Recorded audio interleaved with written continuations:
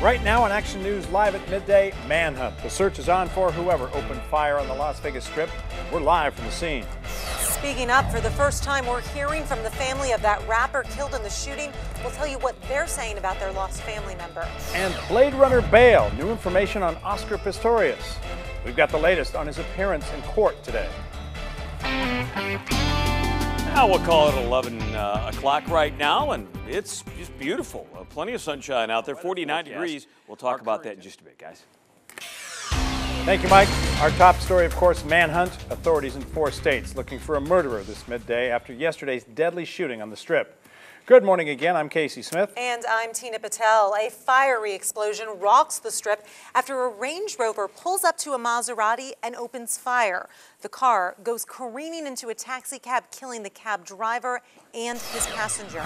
Today, people in Las Vegas are remembering the victims. We have full team coverage for you this midday. Victoria Spilabati and Jessica Janner are both out live monitoring this story.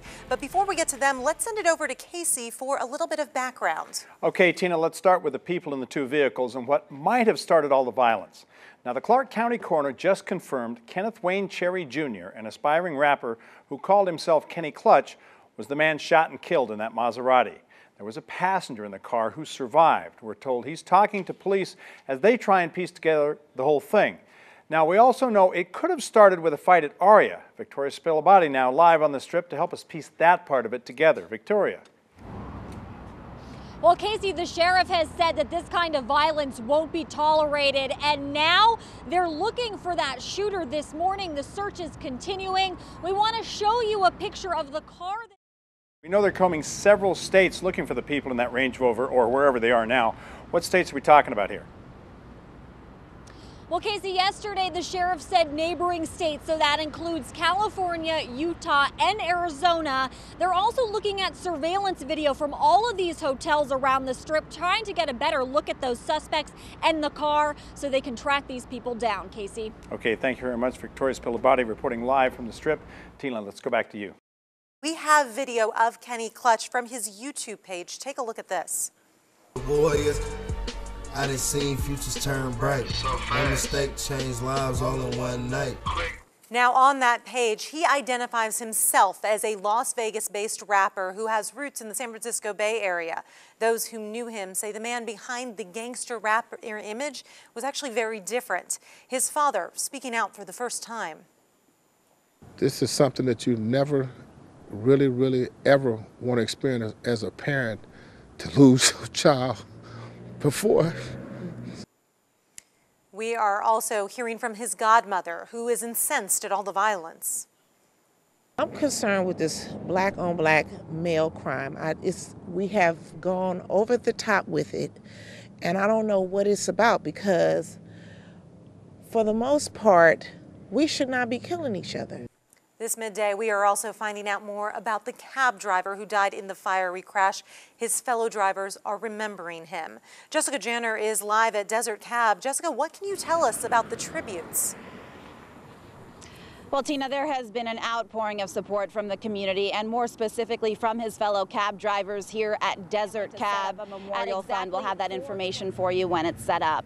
Reporting live from near Wynn and Harmon, Jessica Janner, Channel 13 Action News. Thank you, Jessica. So there was gunfire, an explosion, a fireball, then incredibly, everything happening on the middle of the Strip in the morning. Tourists who saw the whole thing are sharing their story.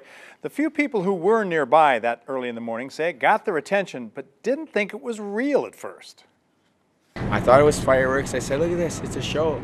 It wasn't a show. It was like, boom, it blew up. Just like some out of the movies. You wouldn't believe it. I heard a series of gunshots, rapid, maybe 4, 5, or 6, and I could see the very corner of the intersection here, and I saw the fireball of the car. Tourists who weren't around at the time were still affected, though. Thousands had to walk several blocks out of their way because the area was roped off for more than 12 hours while Metro Police gathered evidence. Of course, we will stay on top of this story, bring you any developments as soon as we find out more. And remember, you can get updates anytime by going to our website or Facebook or Twitter. A breaking news update now on the case of the Blade Runner. The South African magistrate granted Oscar Pistorius bail this morning.